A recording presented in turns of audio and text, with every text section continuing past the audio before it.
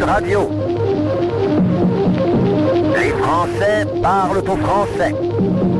Les carottes sont cuites. Les carottes sont cuites. Sud Radio Berkov dans tous ses états. Avant-hier, nous avions reçu dans cette émission quelqu'un qui disait « Qui veut la peau des maires ?» en expliquant que les maires avaient de moins en moins de pouvoir et que c'était vraiment une chronique d'un effondrement annoncé. C'est plus compliqué que ça, bien sûr, et il y a de vrais problèmes avec les mairies, mais ce n'est pas de ça que je vous parlais. Je vous parlais que quand le maire veut faire des choses, il y a encore des domaines où il a le pouvoir. On va en parler tout de suite avec Robert Ménard, le maire de Béziers. Sud Radio André Berkov. Ça balance pas mal. Berkov dans tous ses états, ça balance pas mal sur Sud Radio. Et donc la décision que nous avons prise, c'est en effet un couvre-feu.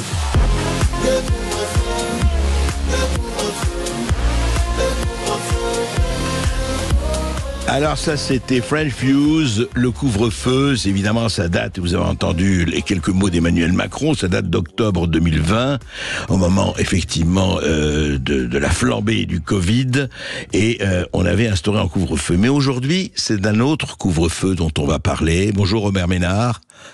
Bonjour à vous. Robert Ménard, donc vous êtes, je dois le dire, un délinquant multirécidiviste. Non seulement vous instaurez des couvre-feux pour les moins de 13 ans, on va en parler, mais vous refusez de marier quelqu'un soumis à une obligation de quitter le territoire français. Franchement, vous n'arrêtez pas. Mais ce qui est intéressant, c'est que vous montrez que les maires, au-delà des déclarations de politique générale, quand il y a une volonté, il y a un chemin, comme disait l'autre.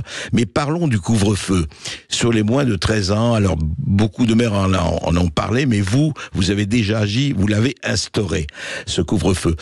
Qu'est-ce que ça peut vraiment changer, à votre avis ? Écoutez, on verra. Moi, je suis pour l'expérimentation dans les choses. Je suis contre les débats sans fin. Vous savez, t'es pour ou contre le couvre-feu, t'es pour ou contre, je sais pas, l'uniforme à l'école, t'es pour ou contre tout un tas de choses. L'intérêt des maires, c'est que ce que vous venez de dire, c'est qu'on peut essayer de faire les choses.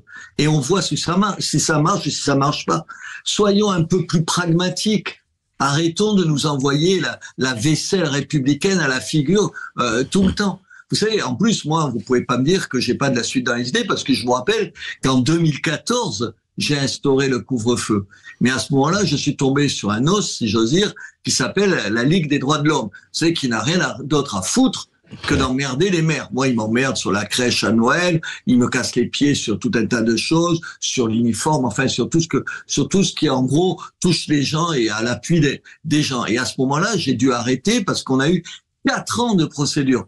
J'ai gagné en première instance, j'ai regagné en appel, puis finalement, j'ai perdu devant le Conseil d'État. Aujourd'hui, bien sûr, la situation pour le maire que je suis a un peu changé. Quand vous entendez le ministre de l'Intérieur dire, et il l'a fait, il a instauré un couvre-feu pour les moins de 18 ans en Guadeloupe, et monsieur Attal qui dit on pourrait y réfléchir, je me suis dit, tiens, peut-être que je vais tomber sur des gens qui vont arrêter de me poursuivre et qui vont se dire que peut-être on fait juste ça pour les gosses. On fait ça pour des gosses. Quand vous avez moins de 13 ans, André, moins de 13 ans, et que vous êtes tout seul, à 2h du matin dans une rue, vous pouvez représenter un danger pour d'autres quand vous êtes dans des bandes, mais quand vous êtes tout seul, c'est protéger ce gosse que de le ramener au commissariat et d'obliger les parents à venir le chercher. Oui. Vous imaginez, moi j'ai des enfants, vous imaginez, c'est des bébés à 8 ans. À 10 ans. Et moi, je les vois tout seul. Mais alors, Robert Ménard, justement, pourquoi 13 ans ? Je vous demandais pas seulement, d'ailleurs, c'est une question que je pose à tous les membres, mais en l'occurrence à vous, parce que vous avez au moins pris des décisions et faites. Mais juste, publié début 2024 par le ministère de l'Intérieur, première photographie de la délinquance de la sécurité, les moins de 13 ans représentent, d'après le ministère de l'Intérieur, 2% des mises en cause dans les atteintes aux personnes, contre 36% pour les 30 à 44 ans. Alors, je ne dis pas qu'il faut mettre les 30 à 44 ans en couvre-feu, et 1%, les moins de 13 ans, des mises en cause pour vol violent, contre 44% des 18 à 29 ans. Alors, je ne veux pas pousser à la roue, Robert Ménard, mais est-ce que c'est à 13 ans, ou est-ce que ce n'est pas, parce qu'on voit, on entend les chiffres, est-ce que ce n'est pas plutôt 14, 15 et 16 ans, où il y a vraiment une espèce de surcroît, en tout cas de violence ? Attendez, d'abord, oui, on peut en discuter, évidemment. C'est pour ça qu'il faut expérimenter, pour savoir ce qui est bien ou pas bien. Pourquoi 13 ans? Parce qu'en dessous de 13 ans, il y a une irresponsabilité pénale. Ça veut dire qu'aujourd'hui, c'est pour ça qu'ils apparaissent pas aussi dans les statistiques. Faites attention à ces chiffres. Aujourd'hui, mais écoutez, personne ne va, quand tu vois un gamin de moins de 13 ans, tu laisses courir souvent. Pourquoi? Parce que tu sais pertinemment qu'il n'ira pas en prison. C'est interdit en France. Attendez, je dis pas qu'il faut mettre des gamins de moins de 13 ans en prison. D'abord, il faut se poser de temps en temps quand même la question, parce que les gamins de moins de 13 ans, il y a 30 ans et aujourd'hui, c'est peut-être pas tout à fait les mêmes gamins, si je peux me permettre. Et oui, c'est pour ça qu'on a choisi les moins de 13 ans. C'est parce qu'ils sont irresponsables pénalement. Or, ils sont un problème de temps en temps et puis ils peuvent être les victimes d'un certain nombre de gens. Voilà pourquoi. Mais moi, je suis tout prêt à en discuter. Peut-être que je me trompe, peut-être qu'il vaut mieux le faire à partir de 15 ans ou 16 ans. On le disait il y a 2 minutes, Monsieur Darmanin, en Guadeloupe, il a décidé à moins de 18 ans. On peut discuter de ça, mais essayons, voyons et prenons dans un certain nombre de cas à moins de 13 ans, et puis après, on en tirera des conséquences. Mais moi, attendez, en plus, quand on m'a cassé le premier arrêté, donc je vous disais il y a 10 ans maintenant, un des arguments c'était de dire oh mais attendez, vous avez pas de chiffres qui attestent, en gros vous avez compris du danger que représentent les mineurs de moins de 13 ans. Enfin, attendez, il y a juste 2 ou 3 petites choses qui ont changé depuis, si je peux me permettre de préciser. Je discutais, vous savez, lundi soir, le premier jour du couvre-feu, j'étais avec un journaliste dans une voiture de la police municipale, et je parlais aux policiers, et il me disait, mais vous savez, monsieur le maire, il y a toujours eu des gamins dangereux et tout ça, mais il me dit, écoutez, il y a 10 ans, c'était à coups de poing. Maintenant, ça finit à coups de couteau. Et oui, c'est ça le problème. Et effectivement, et d'ailleurs, ça pose le problème, et ça, de la justice des mineurs. Qu'est-ce que c'est qu'être mineur aujourd'hui par rapport à la violence?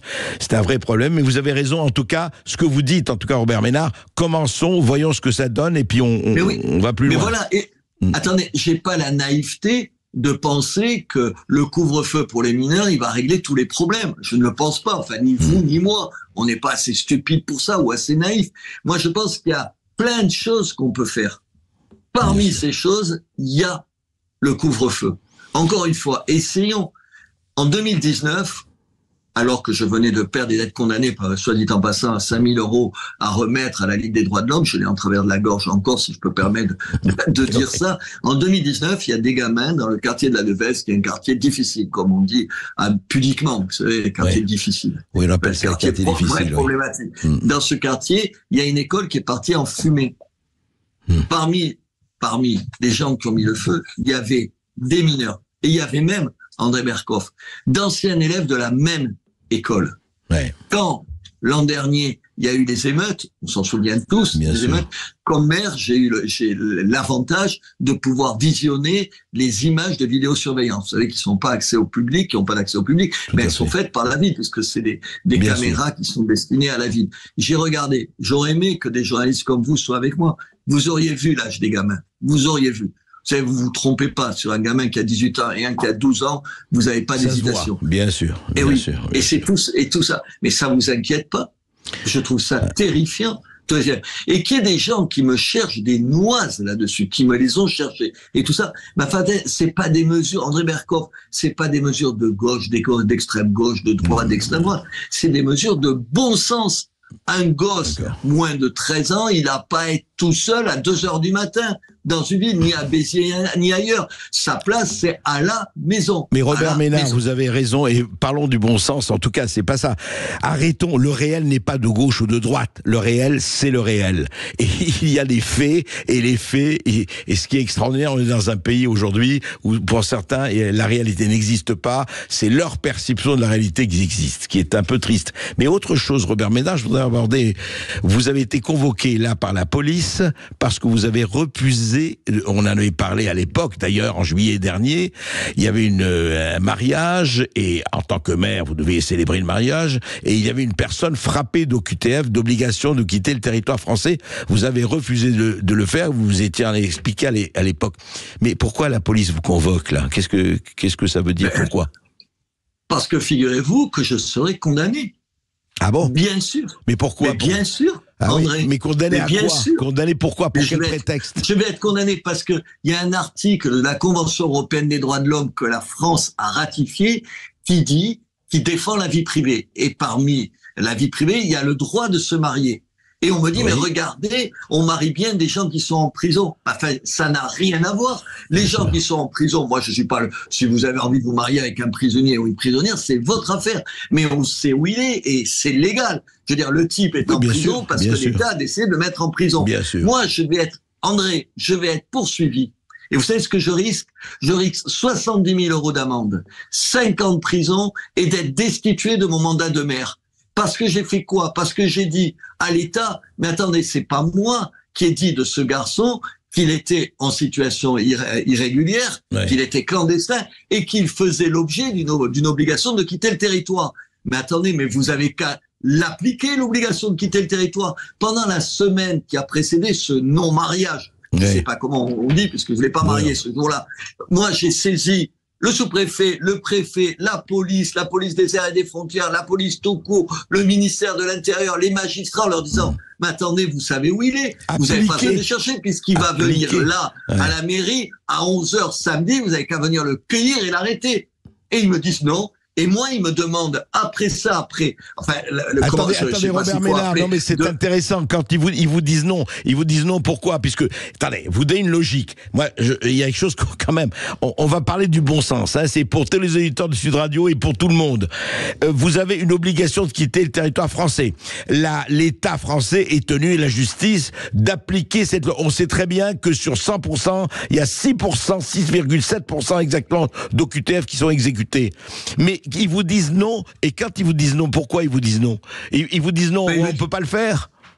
Non, ils vous disent pas ça. Ils vous disent, on a d'autres chats à fouetter, Ah, d'accord. il y a des choses plus importantes et tout. Mais moi, j'ai dit, attendez, vous n'allez pas quand même m'obliger à signer, pardon, je suis maire, quand je signe un papier, c'est un papier officiel. Bien Je sûr. vais signer un papier officiel et remettre comme ça à la mairie, dans la salle de mariage, ce papier à un monsieur qui devrait ne pas être là, qui devrait être expulsé, c'est-à-dire qui devrait être arrêté, conduit à la frontière et foutu dehors. Et moi, vous me demandez de faire ça, mais vous vous foutez du monde. C'était tellement vrai, André Berkoff, que 3 jours plus tard, devant le tollé que ça a été cette histoire, Ouais. ils ont arrêté. Merci Hugues Moutou, qui était le préfet de l'époque et qui est un super préfet courageux et tout. Il a remué ciel et terre. Lui, pas tout le monde. Lui, il a arrêté, il l'a amené dans un centre de rétention administrative et ils l'ont expulsé. Ça veut dire que c'était faisable. Et donc C'était possible. d'autant plus Ouais. faisable. Vous savez comment je l'ai su, moi, cette histoire? Parce que vous savez qu'on vous pose des questions quand Oui, vous bien vous sûr. mariez.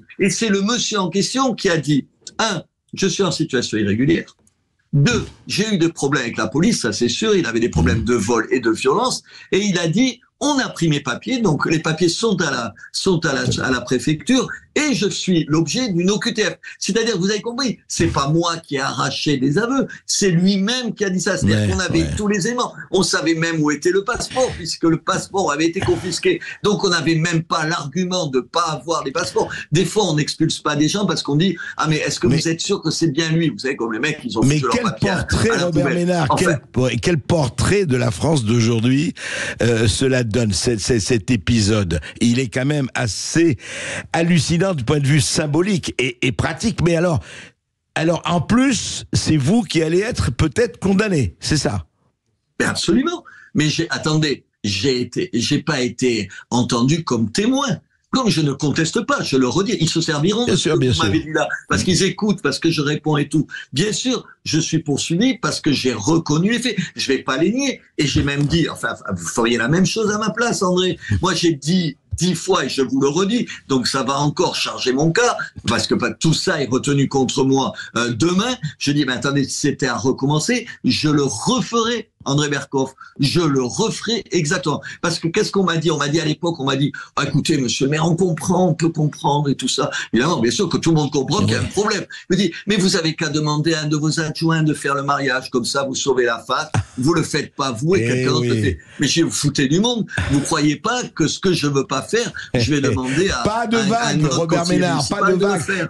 Il faut garder la paix sociale, pas de vague, pas de vague. Eh C'est oui, quand pas de même vague, tout voilà. à fait exemplaire que aujourd'hui un pays démocratique, un pays souverain en principe comme la France ne soit pas capable de appliquer les lois qu'il s'est faites. L'obligation de quitter le territoire français avec quelqu'un d'illégal ou un délinquant, etc., n'est pas appliquée. Et donc, qui il faut accuser? Évidemment le maire, évidemment, parce que vous n'avez pas voulu faire quelque chose qui est illégal, parce que vraiment, enfin qui est illégal, qui éthiquement et qui de point de vue principe est totalement hors sol et hors bon sens. Eh bien, vous allez ce pelé, ce galeux d'où nous vient tout le mal. C'est le lion et l'âne de La Fontaine, quoi. C'est hallucinant.